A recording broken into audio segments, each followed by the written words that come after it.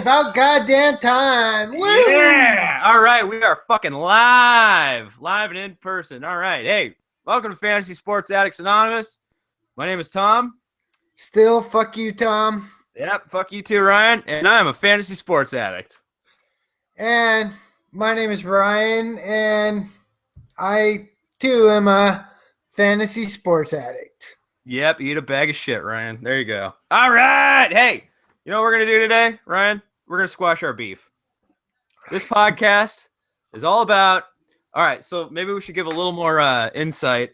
We're going to squash some beef today, okay? We stole the podcast title from an Always Sunny episode, but today we're squashing beef. We did last week, we did the politics of having friends and family in your fantasy sports leagues, which... I mean, merely it was supposed to be an instructional tool for people who listen to and watch to FSAA.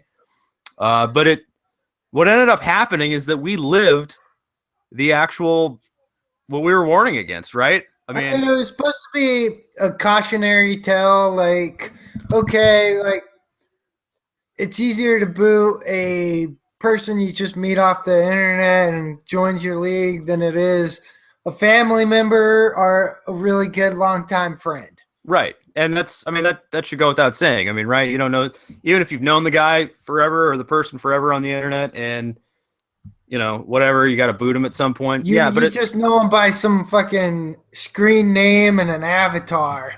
Yeah. And I mean, and even if you kind of know them better, it's still not like you've got to kick out a family member or a person you actually see in person.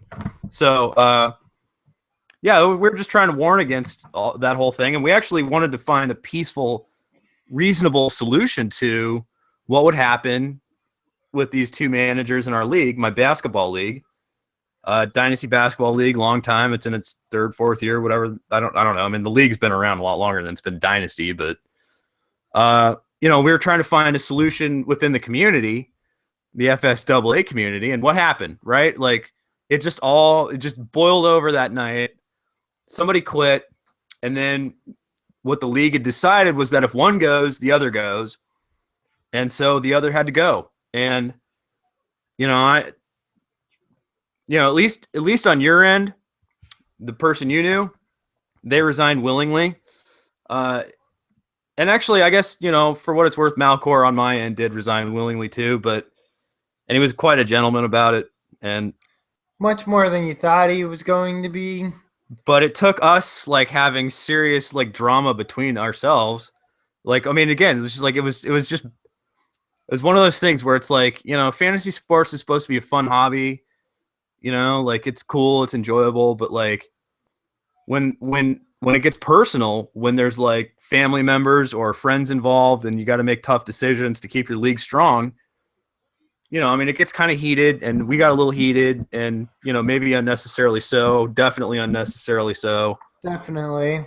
But, like, at the end of the day, I mean, right, we got kick-ass leagues. We got this kick-ass YouTube channel, this kick-ass podcast. So, I mean, it sorted itself out, and had it not actually probably come to that kind of, like, contention between the two of us, we might still be talking about replacing somebody. Right now, I'd be like, well...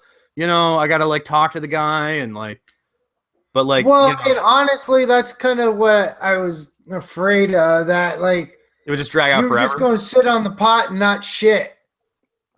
Well, because we've been out there for fucking a long enough time. And like, honestly, you've been fucking trying to fucking flush the turd out of the league for years. Just haven't, it's tough. Like, I mean, how do you, when you got to talk, how do you get rid of taco? It's tough. It's your good friend, and like I get that. I do. Yeah. But again, it's one of those things where like I probably came harder at you than I needed to, but I was a little concerned. Like I was pretty sure that like, okay, you were going to replace him, but there's still the thought in the back of my mind that like, you and him were going to try to pull some shit. Like, oh, well, he's going to try it out. He's going to be more active. We're going to wait till at least, the end of the year, let it play out. Right. And honestly, like, because of the shit that happened with my brother-in-law, we're not naming names, just my brother-in-law, your friend, whatever. Right. Like, yeah, there would have been mutiny, not just from me, not just from the league in general, because we had like 3 or 4 of our league members In that in the same podcast that were talking about it live as it was happening. No, and it's totally one of those things. Like, yeah, I mean, it's tough. Like, it's how do you tell a good friend, like, I'm sorry, I can't have you doing this. Like, it's shitty. And like, you're right. I mean, not that there would have been, shenanigans or bullshit or anything, but I mean, this is a guy I've given 1,000 chances in the same situation. Like, I've said, hey, look, you gotta be more active. You got to do this. You got to do that. And every time it's like, yeah, okay, I'll do it. And then like every year it's the same thing again. And like, I think at the end of the day, what we need to remind everybody of is that when you have a good fantasy sports league and you're thinking about like, how do I fill out that last 2 managers or that last manager? I've got 11 people. I need a 12-team league. I think we'll strongly caution against family and friends because of the fact that should your league ever become as competitive as ours have over a period of 11, 12 years, the expectation is higher than just like some guy to be there in the league. I mean, it's not just, you know what I mean? Like, I mean, when we started this probably however long ago, and Malcor was one of our steady favorites. He was always there. I mean, again, life was different. We were in our 20s, but times change, things change, people's lives change, leagues change. And so, as our league has developed and gotten more competitive, full of people that have, I mean, like, honestly, like, our leagues kick ass. They are fucking awesome. They're probably the best fantasy sports, especially the best goddamn dynasty leagues you can be in. I mean, they are awesome. And so, not to sound like pompous, but it's kind of a privilege to be in our leagues. And people who are in our leagues tell us this. It's not stuff we're saying and making up. But once they join, they're like, wow, this is the best league I've ever been in. And there's a reason for that. We work hard to keep our leagues that good. And I think now, I mean, this was kind of like the last holdout, the last of the old crew, the last of the, I mean, really, the only old timers we got left is like you and me and Woot and Joe, maybe, but like Joe's Joe not even nearly as old as some of our other managers are or have been. Well, I mean, at this point, they're all getting cleared out. I mean, like Mandalay, he's gone, or maybe. I mean, you know what I mean? Like, so a lot of these old timers that we've had around for so long, like, as we've become more competitive, become more serious, and especially with the YouTube channel and the podcast, like, I mean, the expectation and the competition in our leagues has grown so much that this was necessary. It was long overdue, and it was painful. It was ugly. It was emotional. But at this point, right, like, I mean, we got nothing but optimism. Like, I mean, it's green lights from here on out. Our baseball leagues are going to be incredible. I mean, I can't wait for baseball season to open up on Yahoo because, I mean, yeah, we're turning over like literally a third of our league, and that might sound disastrous for a dynasty league, but it's actually not in our situation, right? No, because again, like, these are managers that I'm sure anybody else would love to have in their leagues. They're great managers, and for the most part, they're good teams. It's not like we're kicking off teams that are just like complete dog shit. Yeah, I mean, we're just turning them over and bringing in new blood because of, I mean, we don't have a lot of expectations or a lot of rules or anything. But the one kind of rule we have is that you pay attention to what's going on in the league. I mean, you're active. That's really all we ask, is that you're active. And that means you're active, setting your rosters and making moves as best you can. Again, we're not militant, but, you're active as best you can in that regard. And also, almost the most important even, is that you're active on the message board if there's like something from the commissioner. You're active if there's like a trade offer coming your way. You got to at least reply or hit reject. I mean, we don't ask a lot. We just want people to be present. That's it. And, we're bringing in some people that can be more present. And like, again, the managers we're going to be replacing in baseball, they're tremendous managers. They really are. But they just, We they're expect not active more. enough. Yeah, We just have, expect more. and maybe that's ridiculous. Like, it's a fantasy league, it's free. I get that. I totally understand that And whole a argument. lot of people, again, they're just playing for fun. Like again, like they know the sport, they know the players, they feel good teams, they're competitive, but they're not present. No, well, but that would be fine for most any other league, honestly. But we have 8 other people that are more in depth than that are more aggressive, that are more cutthroat, that are more active. And I mean, fantasy isn't life. We know that. I mean, we'll probably talk about that later in the Q&A because we got a cool question from Bronson about it.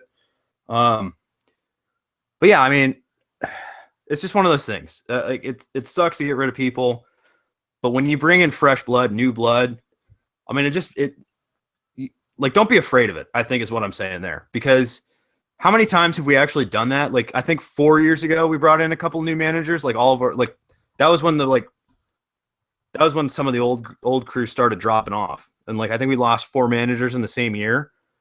And yeah, we weren't sure if like just the league was going to fold, we were going to start over, or what was going on, but it was awesome.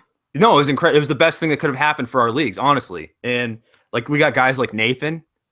I mean, we brought in Nathan. Like, dude, I mean, come on, Reverend Nate Dogg. I mean, come on. Like, so when you turn over players in your league, you never know what you're going to bring in. Especially like if you're on our website, you're contributing to the community there. Like, on our message boards and stuff. That's what our message boards are for. This is where you can find other really awesome managers. Okay, that's what the whole point of FSAA is in a lot of regards, like in a lot of respects. Because how many times have we like searched and searched and searched for like a replacement manager or like just a good guy to have in the league, and then you resort to a friend or a family member because it's like the best you can come up. But no, honestly, like that's what our website's about. This is where you get other managers, other people who are as dedicated as you are, who want to take it. Like, and again, we're all fucking full-blown addicts. We're addicts. This ain't life. This ain't that serious. But like, honestly, we take it that seriously because whatever, we love the sense of competition. I don't know what it is. I don't know why we're addicts. I can't even explain it. But like, right? Like if you want to be in a really good fantasy sports league, you're in a league like the kind of leagues we run, and you're on our website and you're on the message board talking and finding other managers just like you. And that's the whole point of what we're doing. I mean, you could be on like ESPN or Yahoo all day trying to find somebody, but like there's always pranksters and jokesters and just, fucking no talent ass clowns. Like, I mean, if you're a fantasy sports addict, you signed up for our website, you're on the message, like, who you're talking to. Okay. You're talking to a fellow addict, right? Absolutely. So, I mean, I don't know. I mean, like, as brutal as this was between us for a minute, like, and honestly, like, between all of our fucking spats and shit we've had throughout the years, like, honestly, this was probably the worst it's been, at least from my perspective. I agree. No, I agree, dude. I honestly agree. And like, you and I don't have a lot of issues or contention amongst us. Like, when we do have problems, we sort it out. And this has been sorted out, obviously. But like, it's one of those things. Like, just this is why we were trying to do that whole politics thing. Is just don't let fantasy sports and don't let like a league and don't let any of that shit like come between friendships. And if you really want to have a good league, I mean, maybe this sounds petty and stupid to some people who play casually. It probably does. Yeah, I'm sure it does. I mean, again, it's fucking free fantasy sports. Who gives a shit, right? Like, totally, I get that. But the leagues we run aren't like that. I mean, you might as well be putting billions of dollars on the line. It's that competitive. So, because again, like the non-money prize, like if we were playing for money, like that's not even what we're after. It's just about that like camaraderie and that competition, and like, okay, we got a couple trophies now, and it's about the trophy and beating Joe. It's about beating Woot. It's about beating you. It's about beating me. I mean, it's like it's just we've known a lot of these guys and forever, and we've known each other forever. It's a sense of competition again, amongst friends, but like indirect friends. And I think that's safer, indirect friends. I mean, you and I are obviously more than indirect friends, but I mean, I don't know. Hopefully now that we've got this whole drama behind us, and it's not even hopefully. Like, I just know. Like, I talked to Nathan last night about our baseball leagues and all the teams that were available and stuff, and he's like, wow, that's like a third of the league. I mean, is the league in trouble? Like, what are you guys going to do? I'm like, dude, this league is not in trouble. I mean, we got our YouTube channel and the podcast and everything, and I mean, we got interest. I mean, there's people like, I mean, let's just take a moment right now. One of the guys I brought into my league, Justin D. I mean, he basically, like, I don't know if we should say it like this, but I mean, he like bought his team. He bought his own franchise. Okay. I mean, we offered him the team before just because, again, he's a fellow addict. He's been a supporter of us from a long time. He's in our FSAA basketball league, and we know he's a good manager, and he will make the league just that much better. So we went to him, but then, he went ahead and supported us and said that, we're the best and keep making our videos. No, I mean, dude drops $10 in the bucket. I don't know if that's like too forward to say. Again, we don't need thousands of dollars, but dude drops a little change in the bucket. You're goddamn right you get that team.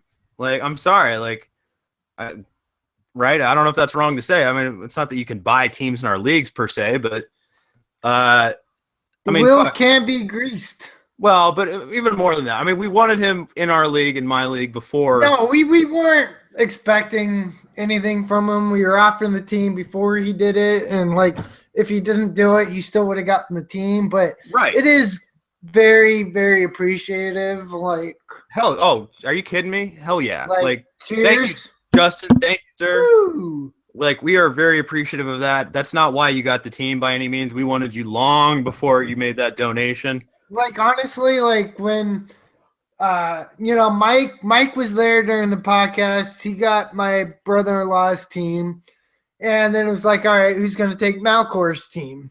Right, and we were all talking. And like the first name we had that came to mind was Justin.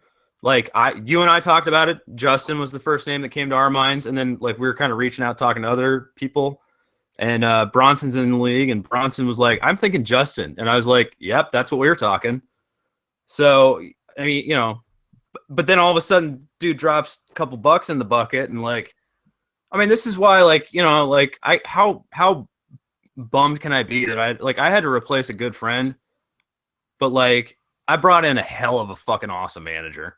I mean, a guy that supports our YouTube shit, a guy that supports what we're doing.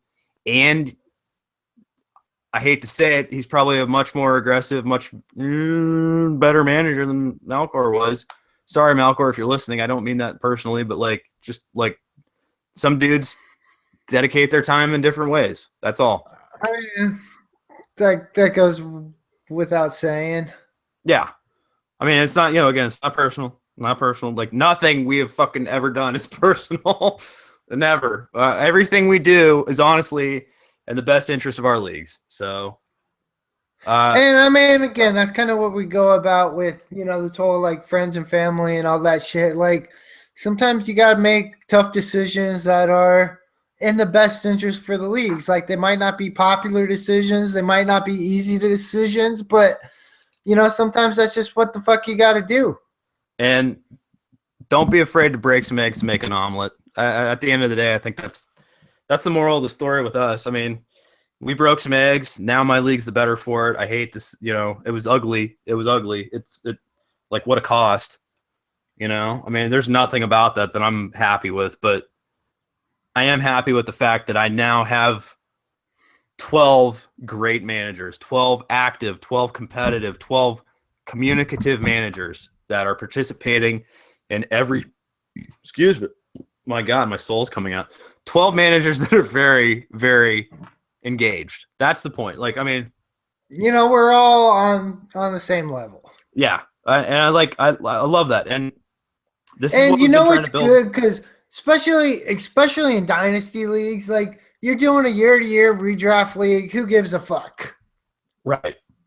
I mean, but for the competitive balance of leagues, if you got a couple of just shitty managers in it, they're going to negatively impact the competitive balance because the good teams are just going to get that much better. That much better. Yeah. That team's going to like not even get better. They're going to get worse.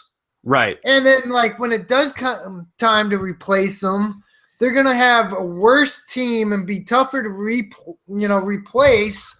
And I'm sure, most managers, like, they don't have, like, fellow addicts, viewers, fans, or whatever that are, like, happy to take teams sight unseen. That was the beautiful part, by the way. I mean, that was cool in that podcast with Mike, where Mike's like, I don't care which team you give me, I'll take either one.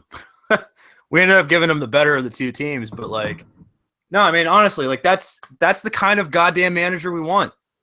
Like, I don't give a fuck what roster it is. Just give it to me and I'll see what I can do with it.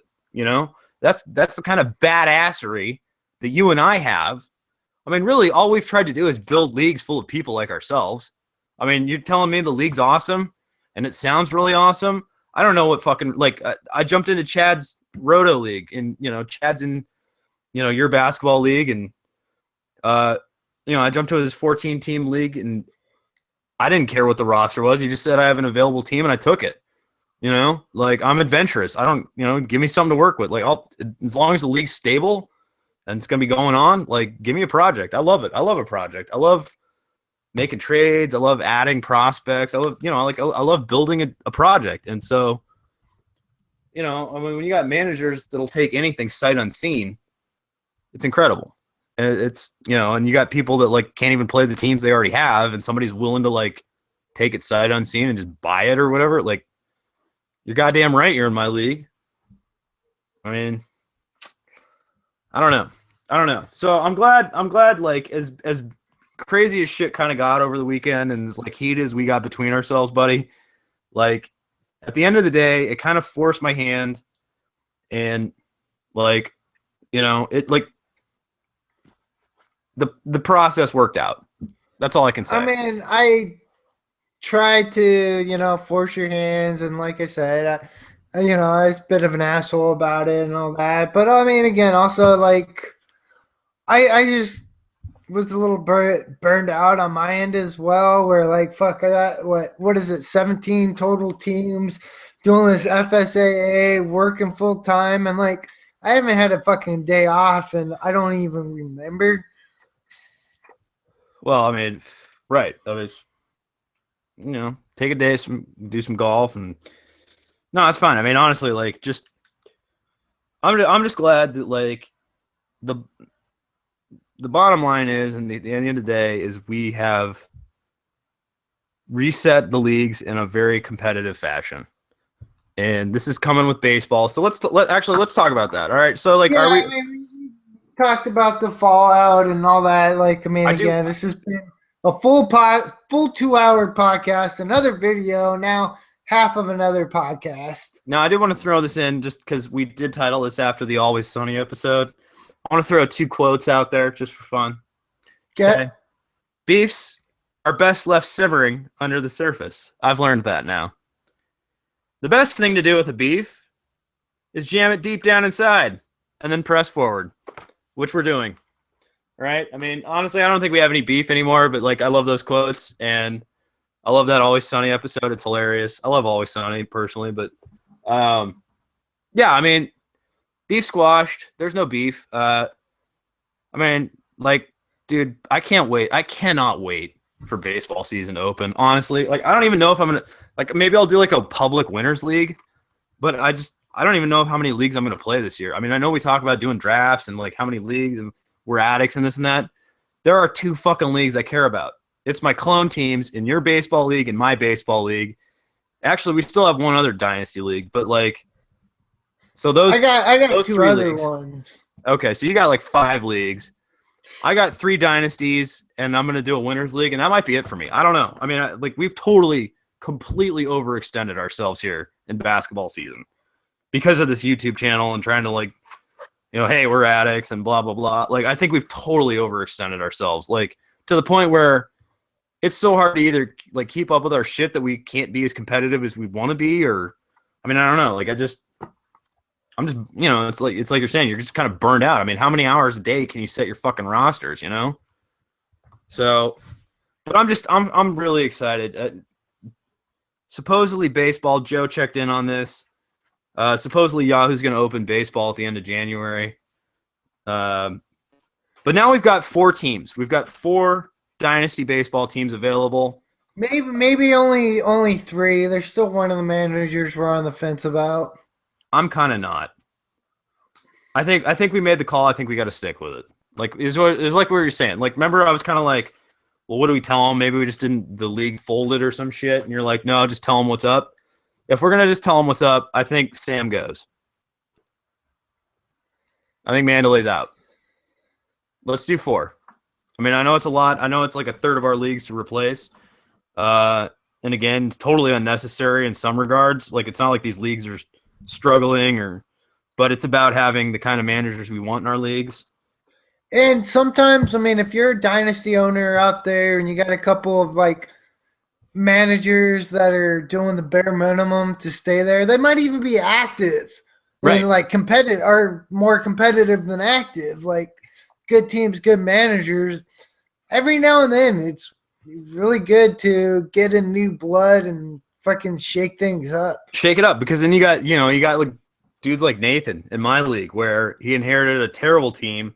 He's been building it 2 years now, and he's just thrilled at the idea that there's going to be some guys coming in and want to shake up their roster. Because every time you bring in a new manager for a dynasty team, you've got, everybody wants to kind of put their own stamp on their team, and so there's it's like inevitably. Not their team. They're not. What is it? Emotionally involved in these players. They didn't draft them. They didn't trade for them. Right, but they know they can do something with it, right? Yeah, exactly. So, you got these people that all of a sudden come in with stuff they're not married to. They want to start making moves. They want to get aggressive. And this is so I like replacing like a third of your fucking league. Are you out of your mind? Like fold the shit. Like it's fucked. No, I mean our leagues are not fucked. These are that's incredible leagues. Generally the case. Usually when you have to replace a manager in your league, you replace them because they don't respond to your invite. They just completely check out. Yeah, like they're dead or something. Yeah, and that's not the case here. Like, I'm sorry. We're choosing. Teams would have been replaced before that even got to that point in our leagues. Right, but we're choosing to replace these guys. And again, it's in the interest of our leagues. It's better for our leagues and the other managers, the other eight managers in these 12-team leagues, that we bring in some fresh blood. And I mean, those of us who've been there long enough, the other 8 of us, like we're vampires, I guess. New blood sounds delicious to us. I don't know if that's like unfair to say, but like, I mean, dude, Nathan was just, licking his chops last night. I told him about Bronson. I was like, hey, like you guys are both pretty young. I mean, Nathan's quite a bit older technically than Bronson, but I was like, dude, you're going to love this kid Bronson. Like, I mean, of course, Bronson still has to go through the vetting process to be allowed into the league. He's got to go through the tryouts. Let's talk about that for just a second. Okay. We're doing tryouts for our dynasty baseball leagues. Basically, what we're going to do is we're going to set up a league, send out the invites, do a draft, but the league is going to be disbanded after the draft. And we got our council of our best managers that are in our leagues. The council of elders. Yeah, and we're going to talk amongst each other and see which managers that were in that draft that we want to join our leagues and what teams we want to give them. Okay. Now, Nathan, all right, so each one of us is going to have different judging criteria. Okay, so this isn't about like, okay, we go through this mock draft and like, yay, I had the best draft. Yahoo said I'm going to be the best manager in the league. That's not exactly what this is. And that will factor in possibly. But, like I'm talking to Nathan last night, and he's like, I think we should have some sort of like hypothetical trade scenarios, like you give them, if we're going to allow them, whichever team, you show them the roster, and let's see some trades they might send. Let's see the kind of thing they might offer. And I was telling Nathan, because Nathan probably loves trading more than anybody in our dynasty leagues. I was like, dude, you have met your motherfucking match with Bronson. In my basketball league, Bronson has made, 14 trades? And we're not even at the trade deadline. Definitely didn't win all of them. Some of them he did. Some of them, I think he fucking lost his shorts on. But I think in general, his team is better. Well, but all right. So, I had one of the trades where I felt like I won the deal. But it's not the point about who wins or loses. Again, this is a guy who took over a replacement dynasty team. He's a replacement manager for a dynasty team. So he's gonna make his mark. He's willing to lose a few trades to get pieces he wants, things he can build on, right? This is standard procedure for a replacement manager in a dynasty league. But the fact that he's made so many trades in several weeks, we're talking 12, 13 weeks at this point. He's made that many. He's made at least a trade a week, basically. So, and like Bronson says, he wanted his guys, and he's got them. Not anybody else's, and he got them. And I'm known for paying to get the players I like, because I'm willing to overpay to get the player I like, because I like him and I'm confident enough in my ability that I can make up the loss on the back end. Yeah. Especially in a dynasty league.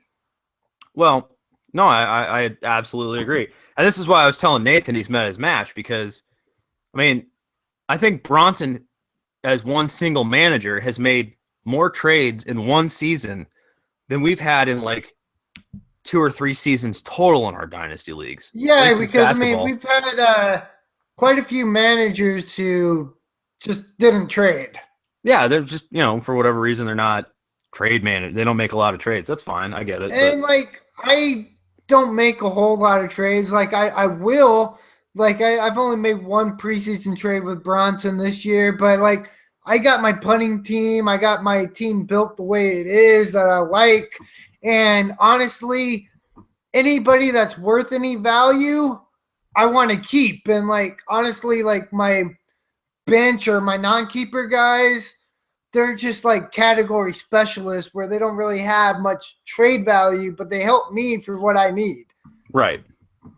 I'm still trying to get out of the gutter, the goddamn tank. Doesn't look like it's going to happen. At least not at this point. You're too far behind. You fell behind. You got a really good team, but you're punting too many categories to. I'm punting. I'm literally punting everything but field goal percentage and rebounds. I've built this front court heavy team, and you know what it was. Again, this goes back to baseball where you and I had that arms race. It's well, Ryan's got the best pitching, so I got to match his pitching, and I'm going to spend years developing all this pitching or trading for pitching, and all of a sudden I've got better pitching than you do in some cases. But now, this is in basketball. I've got this ridiculous. All I have is power forwards and centers. I have no guards. I have no swingmen. I have so I got a lot of work to do with this roster. I've built, but all I've built. It seems like every pick in the last few years has been front court. You know what I mean? I've had a couple of first picks and early picks, and the early picks where I took guards, I was taking a Ben McLemore, and look how well that worked out, Right. It didn't. Yeah. Well, but that was the year I had, I think, second pick in both drafts, and I missed out on Oladipo. Well, you had all the first round picks in the worst year to have first round picks. Oh yeah, no, if I had 5 first round picks in this year's draft, the start of this year, it still wouldn't have been pretty, but I would have been looking at Moutier's and D'Angelo Russell's, and I still would have come away with Towns and all that sort of stuff. But it's just, but that's the thing. That's the beauty of Dynasty League. And that's what I hope somebody, I hope we can get people go to our website. If you're interested in Dynasty Baseball, go to our website. There's 3 teams posted. I'm going to have to update the post and show the fourth team that's now available, Malcor's teams. In Ryan's league, I am not going to lie. It is ugly. It is beyond the fuck ugly. I mean, I don't even know what to say. I mean, whoever takes over Malcor's team in your dynasty, like, and that's the problem. That's honestly probably one of the reasons why maybe we kept Malcor around as long as we did, is that, like, who the fuck else is going to play that team? I mean, who's going to play a team that ugly? Like, granted, he made a few moves and he did some stuff, but, like, I mean, I hope I helped. You know, I mean, I know we sort of said between us that we had a trade moratorium. Nobody was going to trade with Malcor between the two of us. But this past summer, I made that Jose Fernandez trade, and I tried to, like, unload, like, literally just, like, blow a big old huge load in this fucking roster. You know what I mean? Like, like I tried to, like. I mean, Bronson says he'd take his team. All right, hey, actually, you know what? I could see that. I could see that. Bronson, you want to be the new Malcor? He does. I'm okay with that. I'm okay with that. I would be okay with that. But still, you gotta go through. You gotta go through the. We'll do the tryouts. We'll update the team list on our website. Right. You might have to scroll down for some posts to find the one about our dynasty teams. We're available. Maybe Tom, you can add them to the actual forum. Okay. All right. Yeah, I'll look for that because I still have the PDF documents. I do need to add Malcor's team now to the whole blog post I made originally. And so we're also, moving on to baseball with a lot of our videos and our podcasts from here on out. So right now we have our sleeper video, our bust video, and our rookies. I'm pretty proud of those. Dude. We the funny thing was, like, when we do a recording, the fact that you and I nailed all of those in one take a piece and just killed it. I mean, hey, I love it. I mean, that was fun. Like, that was fun to record. That was a little bit of work to edit, because I mean, for videos like that, that's where I kind of try to edit a little bit more in, kind of add a little special fluff. I didn't do any music or anything. But I threw in some pictures and some titles, and again, that takes a little extra time. It's not just like we can toss a video up on YouTube without some pictures when we're talking about certain players, right? I don't know. And yeah, that was pretty simplistic editing, but dude, I'm proud of those videos. Like, I love our sleepers. Like, I was looking back at our sleeper list, like. Those are right. Like, I think you and I put a lot of time into that. We put probably 3 hours at least into comparing our own notes, like separate notes and separate choices. And we came to this consensus decision, like, let's call it an all sleeper team. And you and I, like, we were kind of like on the same page for a lot of these players, Yeah, and easy. We came up with this, like, so, I mean, we're talking deeper sleepers for baseball, like nothing, these guys, they could make or break your season in some regards, but they're not the guys you draft first. They're not anything you get married to, but we got Catman on here. He's asking, like, if rookies usually do well in baseball, they mostly sleepers. I mean, they're kind of a bit of both. Like, usually rookies in baseball never drafted real high. Like, they're always either like pickups or stash players, which equal sleepers, especially in baseball, because there's a whole learning playing curve. time. Well, no, I was going to say like the playing time. Yeah. The whole contract issue where, like, oh, well, we got to bring them up past this date so they don't get Super 2 status, and we can keep them for that extra year. The only people that doesn't apply to is, the foreign imports. And Jung Ho Kang last year, Pittsburgh's third baseman shortstop. There was a learning curve. He spent the first 2 months figuring it the fuck out. I dropped him. I drafted him in the first round in our dynasty leagues. I needed a shortstop so badly. I dropped the dude. I dropped him. And guess what? Now, all right, so Nathan and I were talking. He's ranked as the fourth overall shortstop in some website. I don't know. Okay, wow. And I could see that. No, I could see that. I mean, Nathan and I were arguing about, is Correa truly the number one shortstop in baseball? And I was saying yes. Even though I mean, again, some people say Manny Machado, who isn't necessarily a shortstop, but he has shortstop eligibility. Yeah, I could see that. Why is Macho might possibly be. I don't know. Yeah, I could see Macho because of the flex, the fact that you can play him at third and short. And it's not like there's like a trillion third basemen out there either that are like lining, filling up your roster. I guess your dogs disagree. I don't know. Are they going out to find me a third baseman then? Yeah, Macho Man. But honestly, like when I do my pick or my rankings for baseball, I'm probably going to have Macho Man and Correa like back to back. I don't know who I'm going to have in front of each other, but they're both going to be like 6th and 7th overall in my rankings. Really? Like you'd bump Donaldson down? Yeah, I'm that high on both of them. Okay, I'm not even a Donaldson guy, but if a guy can drive in like 150,000 runs in a season, and the lineup's still intact, possibly getting better. If Yoenis Cespedes ends up in Toronto, I'm all about Josh Donaldson. I don't know. Like, he's not even my guy. He's not even a guy that I had ever or will have probably. But, like, I don't know. Donaldson's production is.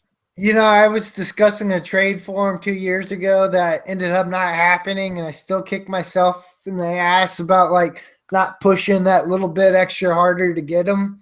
Well, in Oakland, yeah, I could see not doing that. But, like, we didn't know how well he was going to do in Toronto. We didn't realize that, like, all of a sudden Toronto's pitching would gel. I don't know what the hell Oakland did making that trade.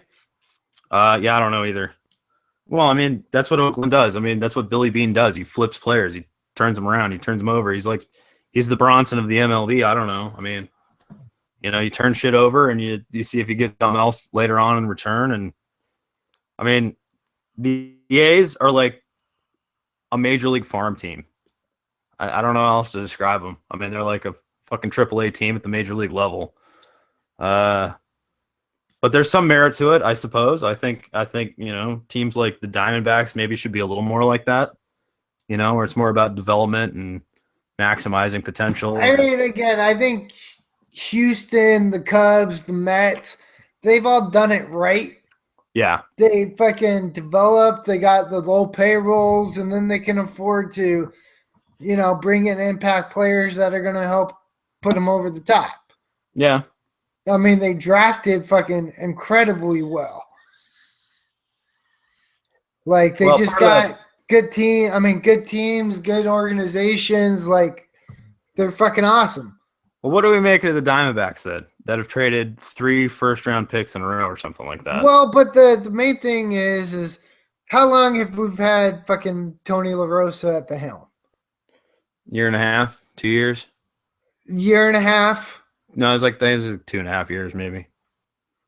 You gotta give it time. I still disagree with the whole Shelby Miller trade. I would have kept Dansby Swanson. Yeah, but I get it. They put all the money for Greinke. They needed pitching help. Shelby Miller should do fucking pretty tits here in Arizona.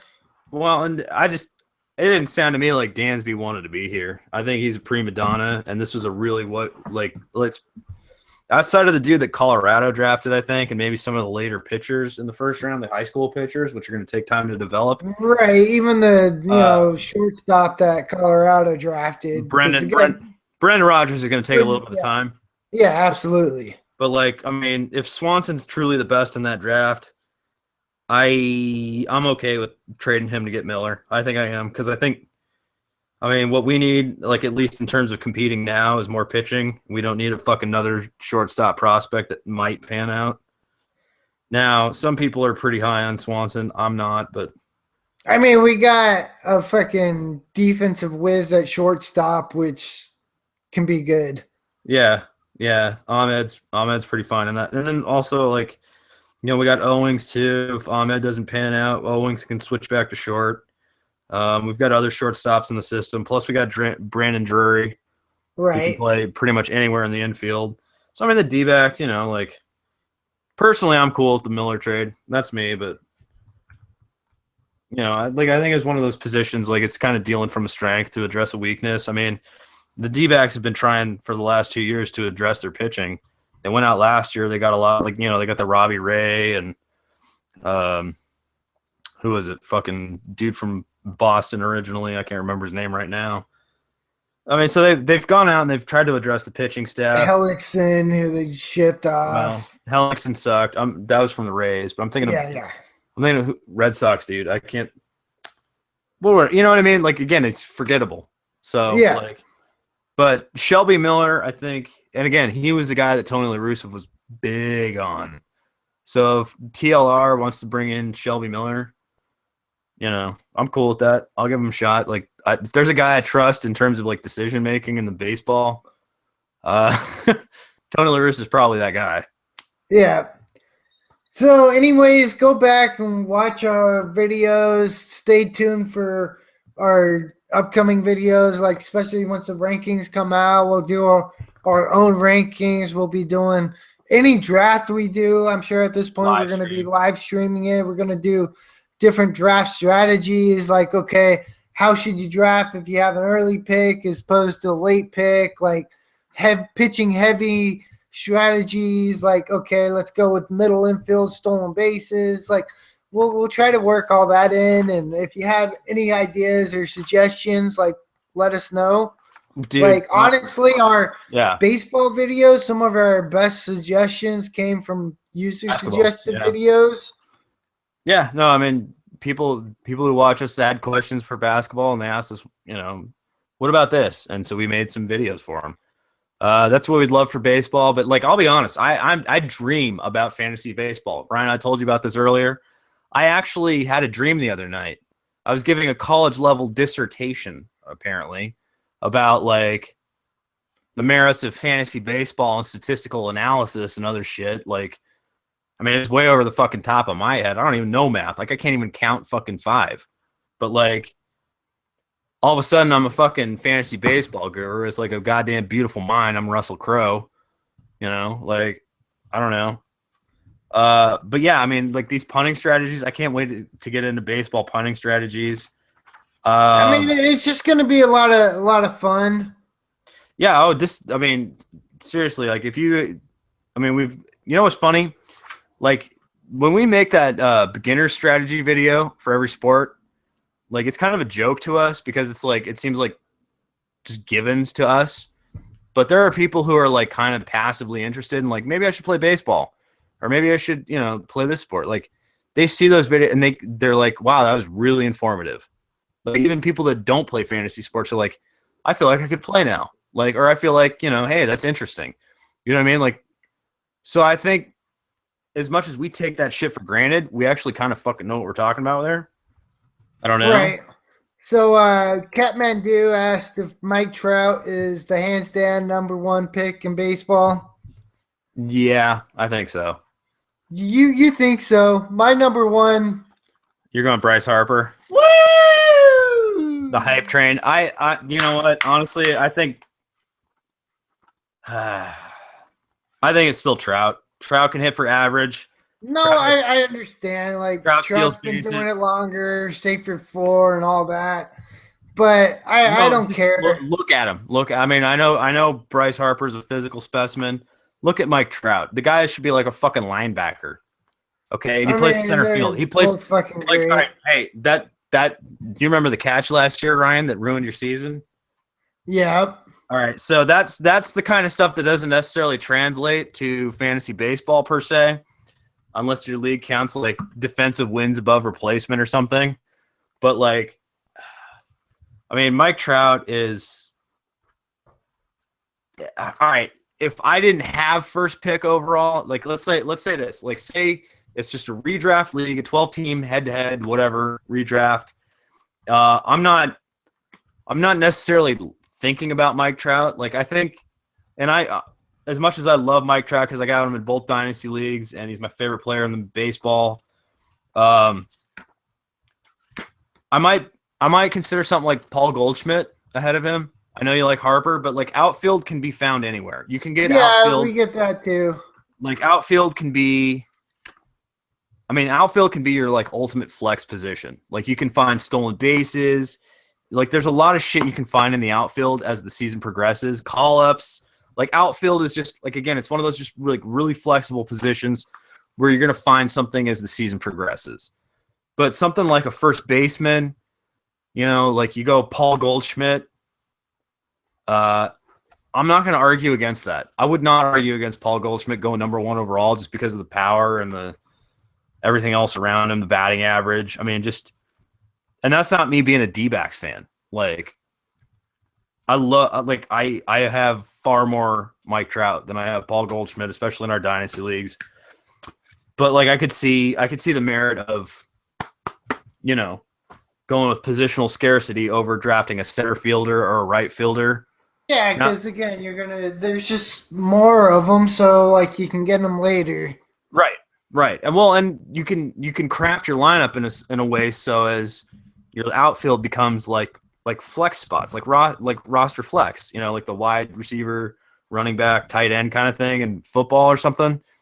You can just find kind of like specialists. You can find call-ups. You can like there's more flex in the outfield, especially in like a public or normal standard league where it's not like designated left fielder, center fielder, right fielder. If it's just like outfield, right. There's no real, just whatever. You could have picked up AJ Pollock off the fucking waiver wire last year. Unless I was in your league because I drafted him, but well, yeah. But I'm just saying, like you can usually find there's gonna be something. Yeah.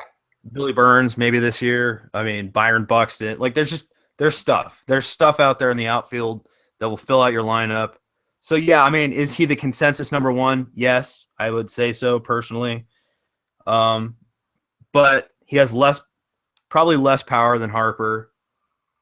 But he offers more like in terms of stolen bases. So it kind of depends on where you're picking in the draft. I mean, I'm guessing what? Like honestly, like Trout, Harper, Goldie 1, 2, 3, like you're not gonna do wrong.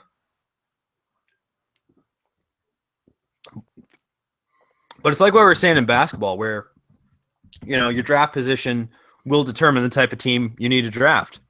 I mean, if you draft Trout number 1 overall, you're gonna have to craft your team to probably more stolen bases. Like. No, I mean you can do anything with Trout number 1. Like, I'm not. I mean, we'll get into that We'll get into it. We'll get into it. Go on and on about that. Anyways, before we get into some of our Q&A, we got a side bet going on with Bronson. It's a pie bet. It's not even a side bet. It's a pie bet. It's a pie bet.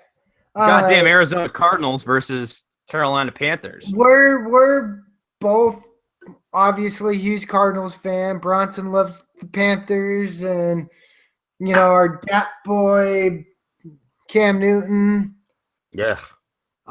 So basically, whoever wins the game on what is it, Sunday? Yeah, it comes down to Sunday night. I mean, you and I are going to be live. We'll live stream this shit. I think Bronson, you better be there, motherfucker. I mean, like at the end of the game, I think that should be the thing.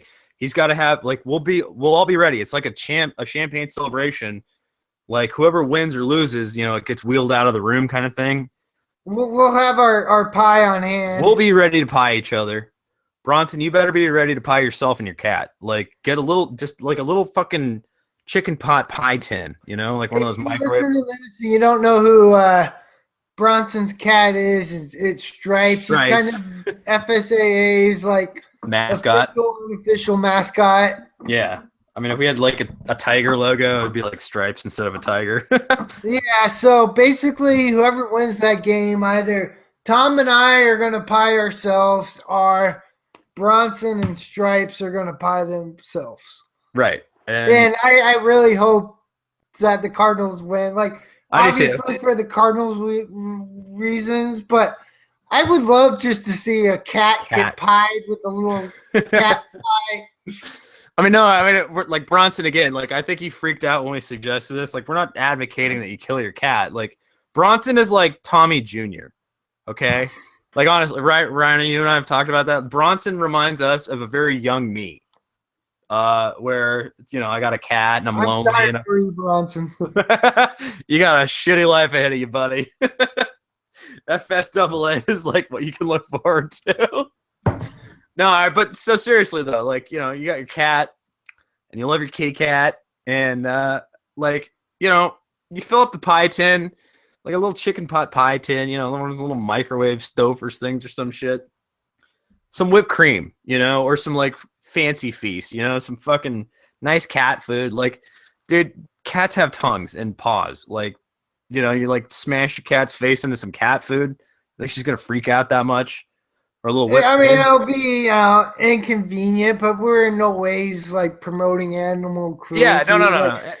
I got 3 pugs. Tom's got fucking 100 cats. Like, yeah, we love animals, and like we would never advocate like actually causing them any like real distress or harm. Yeah, but I'm sorry, like a face full of fucking whipped cream, there's not a cat on the planet that would complain about that. I know that from experience. Like, it will be fucking hilarious. Yeah, no, it's funny. I mean, that's fucking funny as fuck. Like, I can't wait to see it. I hope we get to see it. I mean, that's funnier than us pieing each other, Ryan. I mean, yeah, whatever. I mean, we're just a couple of fucking assholes on the fucking YouTube, right? But like, I mean, I think a cat getting pied, that could go viral. I mean, like, Bronson should post it on his YouTube account. So like, if it goes viral, he gets all the ad revenue for it. Sure. We can just link to it and shit. And yeah. That's like, your cat lost a fucking football bet. Like, boop. See, here's the thing. This was what would be really awesome.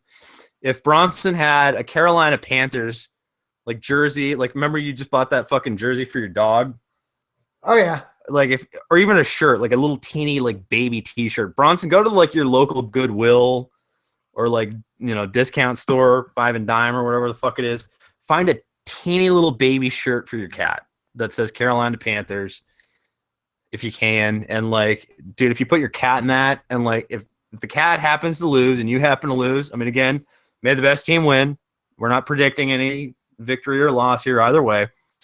Even your cat in that fucking shirt would be hilarious. Like a cat in a Carolina Panthers fucking jersey. That's pretty funny.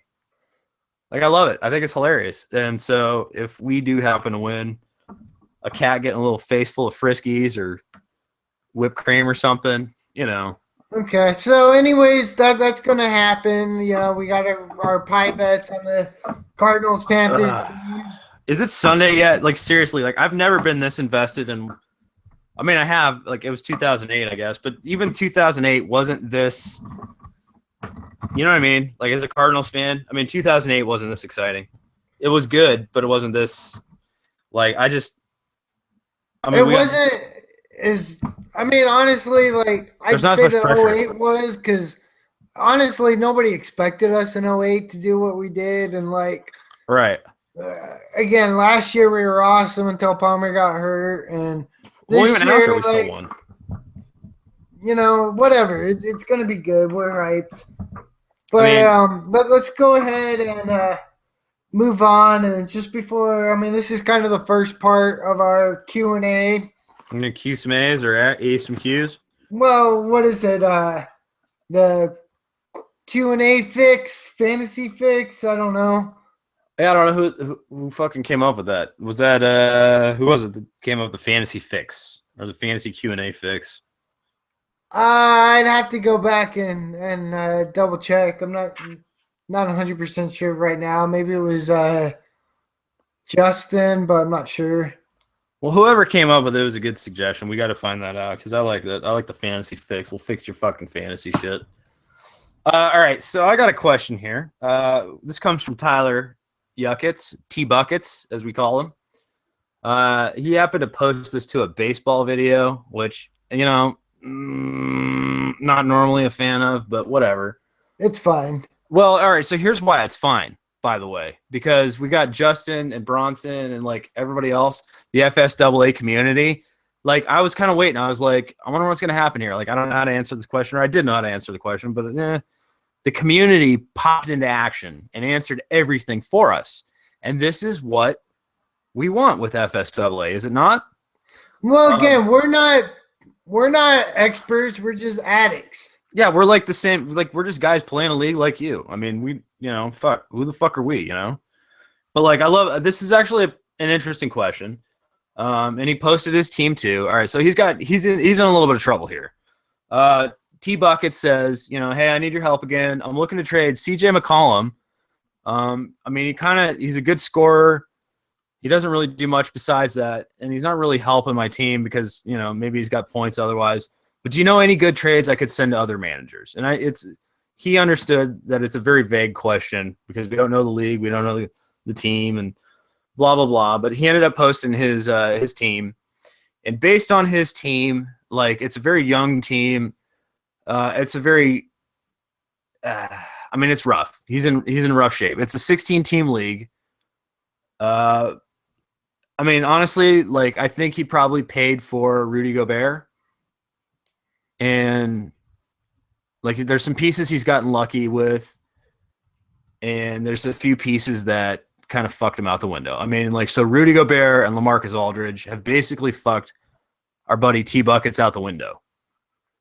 And so he wants to do something with CJ McCollum. My thought would have been try to trade for a guy like Porzingis, but he's already got Porzingis. I mean, there's maybe Will Barton, something like that is what kind of one of my other thoughts. But like the community sprung into action, and our buddy Bronson says, "Hey, you're sort of fucked. That team is going nowhere fast."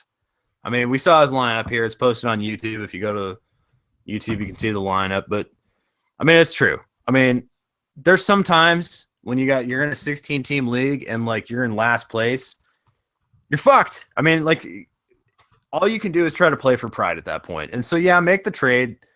But like unless you're like literally like 8 games back out of like playoff contention, you know what I mean?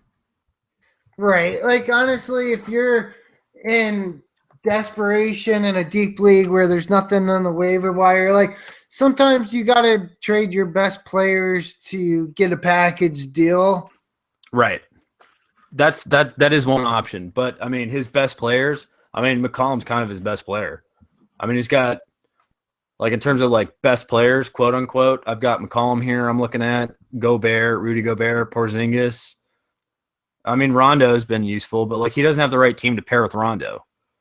LaMarcus Aldridge and Kenneth Faried. So I mean, Aldridge hasn't been what he was drafted at. Aldridge isn't terrible, but Aldridge hasn't been Aldridge that we're used to. Gobert has been out basically the whole year until now. So I mean, he's probably gonna get a boost now that Gobert's back. I'll give him that. But like I mean, he's got a young team. Gobert had like an 18-18 game with a bunch of blocks. Oh yeah, it was fucking titties. It was beautiful. I mean, so Gobert's. I mean, what he's got to hope for here is maybe he can climb out of the cellar. I don't know how far out of first place or out of playoff contention he really is. He says he's like last place in a 16-team league. So, I mean, again, with his other players, it doesn't look promising.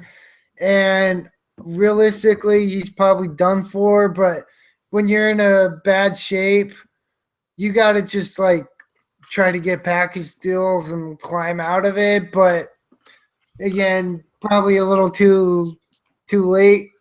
Yeah, I mean, all right, so our buddy Justin says, it's hard to improve because it's a 16-team league. See what you're really good in, like threes or something like that. And he actually has – it looks like he's got some threes here. I don't know for sure, but trade a guy that's good in that stat for a guy who can help you in a stat you're close to winning. Okay. Yeah, so I mean, sorry we can't really give you, like, better advice. Well, it's just one of those things. I mean, you draft with the best of intentions. Maybe your sleeper candidates don't pan out, or just for whatever. Like you can't win every goddamn league. I mean, we want to. Hell yeah. I mean, we're preaching active, competitive, victorious all the time. But that's not I mean, realistically, Brian, when was the last time you won every fucking league you were in? Never. I mean, never. Like, I know 07 basketball, I fucking killed it, but like the closest you ever came, like the closest anybody ever came to like perfection, right? Like, sure. Yeah. But like, yeah, I mean, even then, you still, I mean, just there's always going to be like that one bad team, you know, because like you didn't have the best draft position, or maybe you're trying something different. You're going for a different strategy. It happens. It happens to the best of us. Like, So I mean, like trade. don't feel bad, T buckets. Yeah, I mean, just play it out. Try to play spoiler. I mean, and that's always fun too. I mean, now that you got Gobert, like, I mean, just play it as, you know, play it as competitive as you can. Gobert's back. Gobert looks pretty legit now. So, I mean, I think there's options there. All right. Before our next question, let's talk about Kathmandu's trade veto that happened, which is just complete and utter bullshit. Well, that was actually our next question, by the way. Okay, I was trying to lead into it as our first question, but then you jumped into. Well, that was one I had written down first. Okay, fair enough. So our buddy Tristan, Kathmandu, who actually runs a real. I'm grabbing another beer. Keep going. I'll be right back. I need one too. Damn it. All right. So, anyways, our buddy Kathmandu, Tristan, he actually runs a really kick-ass fucking YouTube channel. Apparently, he's got like, I don't know, 1 billion times the subscribers we do. Which, by the way, Tristan and Kathmandu guy, can you tell us how you got 5-digit subscribers? Because we have 3.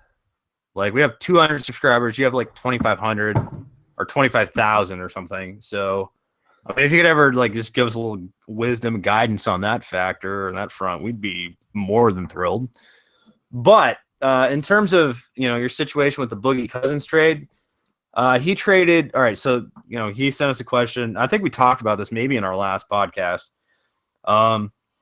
He was offering, or the trade was Klay Thompson and Taj Gibson for DeMarcus Cousins. And I'm a huge DeMarcus Cousins fan myself. And I was like, well, yeah, hell yeah. Like, I mean, you're giving up a lot with Klay. But the thing is, I mean, Klay and DeMarcus Cousins, neither of which have really totally kind of like lived up to their original draft value. You know, I mean, DeMarcus Cousins was kind of going top 10. And he's been very volatile, I guess was the word. Klay just hasn't quite lived up to, again, the top 15 billing he had in a lot of situations. Again, they've shown flashes, they've had moments, but like just neither one has completely been exactly what they should have been. It's a very close trade. We're talking about like 6 positions apart. Yeah, even like beginning of the year, what? Like Boogie was 8th and I think Boogie was like 9th or 10th, and then like Klay was 15. Like, yeah. So, I mean, we're like, these guys aren't separated by much in terms of original draft value, but then you throw in the Taj Gibson, especially now that, what's his name? Fucking Noah's out. Noah's out again. And like Noah might be done for the season at this point. And they were already, you know, sticking him on the bench. But like now that Noah's completely done, or probably mostly done, I mean, he's done for the year and probably not playing with the Bulls again. Right. But so, I mean, Taj Gibson's the guy right now in Chicago in terms of like power forward defense. And so, like, that's a more than fair trade. I mean, so he's giving up the same points that Boogie might offer you in a given night and the defense that Taj will put up to replace Boogie's defense when he plays it. And you're getting a fucking shit ton of threes. Right. So that trade, like, I mean, we helped him craft that trade, or we suggested it. We thought it was a fucking awesome trade. And it was. It's perfect. And in our leagues, that would have been accepted immediately, and we would have processed it immediately. But he ran into the issue where it got vetoed. I mean, I still don't understand, like, how or why it got vetoed other than, like... No, I know. Sour grapes? Yeah, that's what the fuck it was. That's sour goddamn grapes. That's people... I mean, all right, so this is the problem. Like, he's in a league full of his friends. He said that. Like, these are friends, and I don't see them reversing their decision or anything. Well, I mean, what the fuck is this but sour grapes? And you need to call these people out on that. I mean, we're gonna do a video about like what happens when your reasonable trade gets rejected. I mean, you throw a shit fit. That's all I know to do. I mean, maybe I'm wrong. I mean, Tom goes off the handle a lot more than I do, especially on a situation like this. Like, but you do too. I do too. Like, I don't get as pissed off as easily as you do, but when I do get pissed off, it's something like this, as bad as you, if not even worse. Right, and it's always something like this. I mean, you quit that AML league originally because of something like this, that all my leagues shit, like in your baseball league a year and a half ago, 2 years ago, or whatever, 20-team dynasty. Like, it was because, I mean, like, it was just some bullshit roster restrictions. I mean, but like, again, when you go off, you off, and like, this is a situation where you go off. And I mean, you don't have to make it personal, but you say, hey, league, what the fuck? You say, hey, I wanted this trade. And you get the other manager involved, and you say, hey, he wanted the trade too. Like, he's the one that sent it, or he's the one that agreed to it. We're both getting a good value here. We're both, like, happy with what we're offering. Damn players we like, players that help our team. Like, before you go off the fucking, rails and start fucking causing a shit storm, like, try to be nice about it and right, but after talk it over, and like maybe you fucking throw in another player. Like, even now that Noah is out, you can fucking resend the same trade and be like, look, Joakim Noah is out for the year. Like, Taj Gibson's values just went fucking through the roof, a hell of a lot more than it was before this trade was originally accepted. Right. So you try to convince the people in your league, your friends, whatever, if it's a league full of friends. I mean, again, it's a league full of friends. You probably don't have to go completely ape shit, even though, I might. But, yeah, I mean, you say, hey, like, this is a reasonable trade. We both worked at this. We spent a couple hours going back and forth. And, we both wanted this. This was like, it's kind of funny, like, this kind of same sort of discussion kicked up in my league. When Mike took over your brother-in-law's team, and I hate to say it, it was a trade I've always been working for 3 years, but Bronson was like, well, I feel like he could have gotten more, same way you were feeling, right? Like, I mean, anybody who knows me, like, when I got my fucking clone team sickness, you can rape me over the fucking counter, I mean, that's just how it is. Like, if you got a player I want and I'm trying to clone up, you can rate me over the counter. And Mike did a good job. Your trade was bad, but just because I know you and I know your situation, he could have fucking raped you twice. Like, he could have had you tied up, raped you, gone to work, come back home, raped you again. There's still duct tape on my mouth, like, totally. Yeah, no, and I kind of agree, but yeah, I mean, so, yeah, I mean, it's just, I just don't understand why in a league like that, especially if it's full of friends, like, why there's sour grapes. And I mean, like, who stands in the way of progress? Like, this is like anti-capitalist. I mean, what is it that we said that trades should only be vetoed? What is it? Obvious shenanigans. Obvious shenanigans, which is hard to tell, but generally you would know, especially if you're in a league with friends. Yeah, or if like the trade gets accepted and that day, like, oh, Eric Bledsoe's meniscus just fucking popped again. Yeah. Okay, like, he didn't pass the physical. Right. There's very few situations in which a league, like, especially a league full of, like, longtime members, should be vetoing. Like, honestly, like, I hate trade vetoes, and we'll do a video about this. Like, I hate unnecessary trade vetoes. I've been through them myself so many times. Public leagues, private leagues, it doesn't matter. I was watching one of these other, like, YouTube podcasters. There's like Chi-Town Fantasy Basketball or something. Yeah. And in their podcast, they were talking about a trade where someone got Karl Anthony Towns for Tyreke Evans. That's fucking ridiculous. And I mean, obviously it went through. The guy was trying to talk about it, but like, that is like the most bullshit goddamn trade I've heard of. Yeah. I mean, I don't know. Like, why would that go through? I mean, is it year to year or is it dynasty? Like, that's the thing, is I don't know. I think it was just a year to year. It's only like a 10-man league. But like, Cat or Tyreke Evans, like, there's no reason why that guy should have even accepted that trade. And like, honestly, if you're going to accept a trade that bad, like, you're on the chopping block in our leagues. Like, no, you're fucking gone. You're already gone. I mean, right? Malcor's gone. I mean, I'm just saying, like, right, you take bad trades, you don't even know what the fuck you're doing. Like, you don't belong in a competitive league. So, yeah, you don't – I mean, so unless it's, like, an obvious, like, something that's going to hurt your league or something that's, like, obvious collusion, Like, you don't really veto trades. So whoever hits that veto button, like out of sour grapes, or just bullshit. Like, why? Don't do it. Please don't do it. In that AML video, I don't know if like there's that getting kicked out of the AML league that we did. Tom's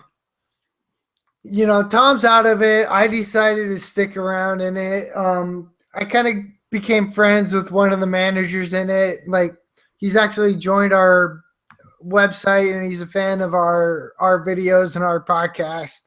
Okay. And he made the decision, like, all right, I'm not coming back next year. I don't think you are. Like, your team will most likely win the league if you get Steph Curry. So he sent me an offer of giving me Steph Curry for Andrew Wiggins and Portis. Okay. And like, okay, that's not a bad trade, but I went ahead and like, okay, countered offer him the same offer, but I threw in Dante Exum and my number 1 pick. Okay. Not that I had to. I could have accepted the other trade, but it's like, let's just make the trade like legit. Like, like even if neither one of us comes back and the dude gets 2 more replacement managers, like, let's not let the manager that traded Steph Curry get fucked out the window. Right. And I'm sorry, like, Andrew Wiggins was my 2nd pick. I mean, this is a 20-team league. So, like, it's not that terrible. Like, right. I mean, Portis is going to be good. Exum's going to be good. A 1st-round pick. Like, the dude will be fine. But, yeah, I'll probably win the league because now I got Steph Curry. Oh, I mean... Yeah, no, I mean, I hope so. Like, honestly, like, and one and done, right? Like, you're just out, right? Most likely. I mean, it's going to be hard to leave a dynasty league where I got Townsend, Porzingis, and Curry, and Klay Thompson. Okay. Who took over my team? Did you get Towns off my team? No, I drafted Towns. Okay, you were the one that took Towns. All right, whatever happened to my team? Is the guy that's running my team, like, doing okay or what? I don't know. I forgot what team was yours, and I haven't looked. I've only been paying kind of half attention. Okay, I had a pretty awesome team. I was just curious, like, to know how it was doing. I'll go back and look at some point. And, yeah, Bronson, I'm hoping Exum will be badass because, I got him in Tom's Dynasty League. Like... Again, I didn't have, like, I think my first pick was like 38th or something, and I spent my first pick on Exum. Yeah. Yeah, no, I remember that. Actually, I remember that. I remember this. All right. Any other questions we got? Damn it. If we had XM radio, we could be listening to the Fantasy Sports Trade Association baseball draft. Like, we would fuck these people out the window. That's going on right now? Yeah. Like, I mean, we should probably tune into this, but, like, god damn it. God damn them. I mean, honestly, we'll make it, and hopefully we'll be part of it next year or sometime. I mean, we would, like, I'm just seeing, like, some of these fucking, See, that's the difference that these experts have when, like, they're getting paid to do the shit. It's a job for them. Right. For us, we're just fucking addicts. We're doing this shit because we love it. And we could just fuck you out the window. Like, it doesn't matter if we're getting paid or not. I mean, you put us in a draft with experts, I don't give a shit. Like, I'm sorry. We'll ruin their fucking draft. I mean, even though we didn't come in, like, in the money in that Fantasy Sports Writers Association football draft, I mean, we were still a thorn in their side the whole goddamn year. I mean, we took all the rookies, all the young players they wanted. Like, we didn't make trades. We were talking shit on the message board. I mean, honestly, like, we were I mean, we did what we could do, you know, and like, I mean, honestly, all right. So we didn't come in last. I mean, again, we've talked about that before. It's kind of a fuck situation. We didn't know the settings, which is like rule number one, the Rule scoring. one. Yeah. We But fucked that I up. mean, that's a little bit like down the rabbit hole. Okay. Bronson wants us to talk about his question. Yeah, we got one. Do you have that handy? I do. I'm paraphrasing here, Bronson, so forgive me, but that's the core of your question. Bronson asked me today, and I thought this was a rather interesting question, kind of random, but he was asking me essentially, like, how much value do you place on fantasy sports? Like, how much do you love playing it? What would you give up to play fantasy sports? And he didn't ask about a specific sport or anything like that. He was just wondering, like, how high do you value playing fantasy sports? And, what would you give up to continue playing it if it was something that was on the block, And I told him fucking nothing. What about you? I don't know. I wouldn't give up beer.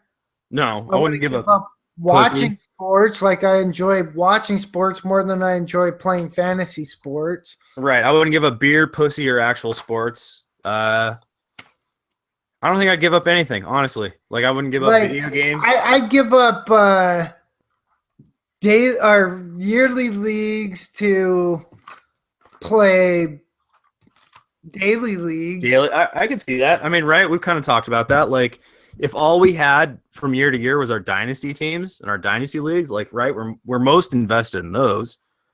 But all of a sudden we had to give up, like our, winners leagues or our Yahoo public leagues or some shit, like just whatever basic bullshit. And we were able to play that daily shit legally in Arizona for some money. Oh, God damn it. I mean, we could make money at that, like. I mean, I'd maybe give up playing poker at the casinos. You don't even do that much of that. No, exactly. Bronson says he'd give up $50. That's it? I mean, $50 is a lot to Bronson for sure. All right, well, this is entry fee to our baseball leagues. You can donate that to the fucking YouTube channel, buddy. You got $50 to give up for fantasy sports? Give it up. Give us your lunch money, kid. But I mean, yeah, as much as we are addicts and we love this and, we're going to keep doing it, like, yeah, if you're at a point where you're giving up shit, costing yourself jobs, yeah, I mean, honestly, like failing out of school, like, Bronson, obviously, like, you need a different FSAA, one that helps you stop playing. Yeah, we're not the one that helps you stop playing. We're the one that helps you keep playing and get even worse. But, like, yeah, Bronson, like, you got to stop skipping class for our shit, dude. I'm sorry. Like, I hate to say it. Like, we love everything that you've added to our YouTube channel. But, like, God damn it, do not skip class because we have a podcast, okay? Seriously. Oh, my God. Your parents would kill us. And I would kill myself or whatever as a parent also because my kid was skipping class to watch a fucking podcast, like, especially our podcast. Yeah, for fuck's sake. Yeah, fuck, dude. Bronson, you got to stay in school and, like, you got to go to school. Like, please stop skipping class for our shit. Like, I mean, we love you, buddy, but, like, do not skip fucking class, for what we do. Like, oh my God. I don't know. Hey, check this out. We got 3 tweets from 3 different people in an hour about the same song. They want us to use their song for our podcast. I guess it's some sort of electronic band or some shit. All right, hang on. One last question here. Hey, here we go. Okay, this is actually pretty cool. All right, I'm going to read this out loud. And it's not an essay. This is from Catmandu, from Tristan. We were asking earlier, we were talking about, like, man, this guy's got, like, 5-digit subscribers. We got triple-digit subscribers. He's not, I'm not sure if you're still interested, but the tips I can give you for growing is persistence. Stick with it. From what I can see, that's what you guys do. My YouTube channel started like 4 years ago with Call of Duty. I went to NHL at that point. I was getting maybe 20 views a video if I was lucky. But I continued because I really enjoyed it. Eventually, those 20 viewers watching my NHL videos would go to 30, and then 40, and then 100. At that point, I was partnered making a decent amount of money with around 1,000, 2,000 views a video, posting once a day. that all came from sticking with it. So keep it up. I can tell that you will have my view as long as I'm okay. I can tell you that you will have my view as long as I'm still doing fantasy sports. Thank you. That's pretty cool. Like you will have my view as long as I'm still doing fantasy sports. Like that means a lot to me. I don't know. Like it means a lot to both of us. Like hands down. Either way, keep posting daily. It's a tough market, but you'll eventually get the recognition you guys deserve. And like honestly, that means a lot. Like that's fucking awesome. So thank you, Kathmandu, Tristan. Thank you. That's awesome. We really do appreciate the support, like verbal, monetary, whatever the fuck. I mean, this is fun. I mean, we're having fun. Like, I mean, Ryan and I talk about like if this is like Ryan and I being on the phone with each other. I mean, we're like two fucking chatty Cathys in high school. Like we call each other every day and we're talking on the phone for hours. Like, you know, we're talking about the same shit. Like this is what we would be talking. Like if you were like horning in, like listening in, like you cloned our cell phones or something. Like this is what Ryan and I would be talking about. This is how we would be talking. You know, we talk about fantasy sports day in, day out, good, bad, whatever. Like, and so the podcast, the videos, I mean, all we've really done is kind of put it on an air, like maybe kind of scripted it a little bit, made videos, but like this is shit we were doing anyways. Yeah. I mean, yeah, it's awesome. I love this YouTube channel. I love our viewers. I love the subscribers. Thank you, everybody. I mean, honestly, like just the interactions we've had with people that we wouldn't have otherwise has made this worth it because, again, this is great. Like, hopefully we help people, but like we're having a good time just talking with different people about different things involving fantasy. Yeah. I mean, we can talk about any sport. We got people that want to talk about sports, and it's cool. It's cool as fuck. I mean, it's like taking our own phone calls and putting them on fucking speakerphone with other fantasy sports aficionados, you know? It's cool. So if you're, out there, like subscribe to our fucking podcast, like leave us a review and a rating and tell your friends. I mean, I honestly, like, we don't really promote our shit. Like we just fucking do it. And like word of mouth seems to be like one of the big things that helps us out. So yeah, tell your friends. I mean, maybe we helped you out in your league, or maybe we gave you really shitty advice, but we were hilarious as fuck. I mean, that's something too, right? You know? I mean, again, we haven't been fucking, 100% on our advice. That's for goddamn sure. I mean, but what Catman do, like, fuck, I told him to trade for Eric Bledsoe like a week or two before his knee blew out. Like, I felt like shit about that. Right. But again, like what expert is ever 100% on anything? I mean, you make the best choices you can. You make the best suggestions you can. And, I mean, this is like it's fantasy sports. It's a fickle fucking goddamn market. I mean, it's just fun. I mean, this is fun. We're having fun. And hopefully you are too, playing fantasy sports. We're going to do the best we can to keep you entertained and keep you competitive. I mean, that's what we do. That's our best. I mean, that's all we goddamn talk to each other about anyways. So, I mean, when you're watching these videos, it's like literally just like a window into like what Ryan and Tom are talking about anyways. So, 12 years of that. And I mean, right. We talk fantasy sports pretty much every day. Yeah. So, I mean, all right. Fantasy gods. Yeah. Please grant me the serenity to set my ideal lineups. Mm-hmm. The courage to add drop aggressively.